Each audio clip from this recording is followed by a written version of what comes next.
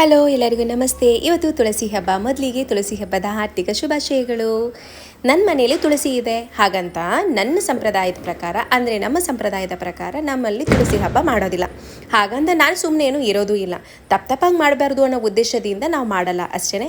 ಹಾಗಾಗಿ ಪ್ರೀತಿಯಿಂದ ನನ್ನ ಖುಷಿ ಆಗೋ ರೀತಿಯಲ್ಲಿ ನಾನು ಪೂಜೆಗಳನ್ನ ಮಾಡ್ಕೋತೀನಿ. ಹೇಗಪ್ಪ ಅಂತಂದರೆ ಗಿಡಗಳಿಗೆ ಆವಾಗವಾಗ ಮಣ್ಣು ಬದಲಾವಣೆ ಮಾಡ್ತಾಯಿದ್ರೆ ಗಿಡಗಳು ಕೂಡ ತುಂಬ ಚೆನ್ನಾಗಿರುತ್ತೆ. ಗಿಡ ಅಂದರೆ ತುಳಸಿ ಗಿಡ ಅಷ್ಟೇ ಅಲ್ಲ, ಎಲ್ಲ ಗಿಡಗಳೂ ಅಷ್ಟೇ. ಎಲ್ಲ ಗಿಡಗಳು ಚೆನ್ನಾಗಿರಬೇಕು ಅಂತಂದರೆ ನಾವು ಆವಾಗ ಮಣ್ಣುಗಳನ್ನ ಬದಲಾವಣೆ ಮಾಡ್ತಾ ಇರಬೇಕಾಗುತ್ತೆ. ಹಾಗೆ ನನ್ನ ಮನೆಯಲ್ಲಿ ಯಾವಾಗಲೂ ತುಳಸಿ ಗಿಡ ಆಗೋದೇ ಇಲ್ಲ. ಇದು ನೋಡಿ ಮೊದಲಿನ ಸಲ ಮನಿ ಪ್ಲ್ಯಾಂಟಲ್ಲಿ ಇದ್ದಂಗೆ ಪುಟ್ಪುಟಾಣಿ ತುಳಸಿ ಗಿಡಗಳು ಆಗ್ತಾ ಇದೆ.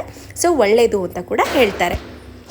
ಹಾಗಾಗಿ ನಾನು ಮಣ್ಣು ಬದಲಾವಣೆ ಮಾಡಿಕೊಂಡು ನೀಟಾಗಿ ತೊಳೆದು ಅದಕ್ಕೆ ಫಸ್ಟು ಮೊದಲಿಗೆ ನಾನು ಮನೆ ಒಳಗಡೆ ದೀಪ ಹಚ್ಕೋತೀನಿ. ಆಮೇಲೆ ಬಾಗಿಲಿಗೆ ದೀಪ ಹಚ್ಚಿ ಪೂಜೆ ಮಾಡಿದ ನಂತರ ತುಳಸಿ ಗಿಡದ ಹತ್ರ ಬಂದು ಅಲ್ಲಿ ಅರಿಶಿನ ಕುಂಕುಮ ಎಲ್ಲ ಹಾಕಿ ಸಿಂಪಲ್ಲಾಗಿ ನೆಲ್ಲಿಕಾಯಿ ಗಿಡಗಳನ್ನ ನೆಟ್ಟು ಅರಿಶಿನ ಕುಂಕುಮ ಹಚ್ಚಿ ಪ್ರೀತಿಯಿಂದ ನನ್ನ ಮನಸ್ಸಿಗೆ ತೃಪ್ತಿಯಾಗೋ ಥರ ಖುಷಿಯಿಂದ ಪೂಜೆನ ಮಾಡ್ತೀನಿ. ನನ್ನ ಪೂಜೆಯಲ್ಲಿ ಏನಾದರೂ ಲೋಪದೋಷ ಕಂಡು ಬಂದರೆ ದಯವಿಟ್ಟು ಕ್ಷಮೆ ಇರಲಿ.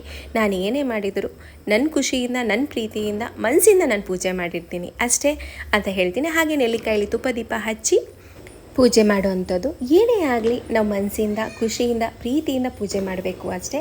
ಹಾಗೆ ನಿಮಗೂ ಕೂಡ ತುಳಸಿ ಹಬ್ಬ ದಿನದಿಂದ ಬರೋ ತುಳಸಿ ಹಬ್ಬದಷ್ಟರಲ್ಲಿ ಕೆಲವೊಂದು ಬದಲಾವಣೆಗಳಾಗಲಿ ಅಂತ ಹೇಳ್ತೀನಿ. ಬದಲಾವಣೆ ಅಂದರೆ ಒಳ್ಳೆ ರೀತಿಯ ಬದಲಾವಣೆ ನಿಮ್ಮ ಜೀವನದಲ್ಲಿ ನಡೀಲಿ, ಹಾಗೆ ಸಂತೋಷವಾಗಿರಿ, ಖುಷಿಯಾಗಿರಿ ಅಂತ ಹೇಳ್ತಾ ಕೊನೆಯದಾಗಿ ಎಲ್ರಿಗೂ ತುಳಸಿ ಹಬ್ಬದ ಆರ್ಥಿಕ ಶುಭಾಶಯಗಳು. ಎಲ್ರಿಗೂ ಒಳ್ಳೆಯದಾಗಲಿ. Thank you.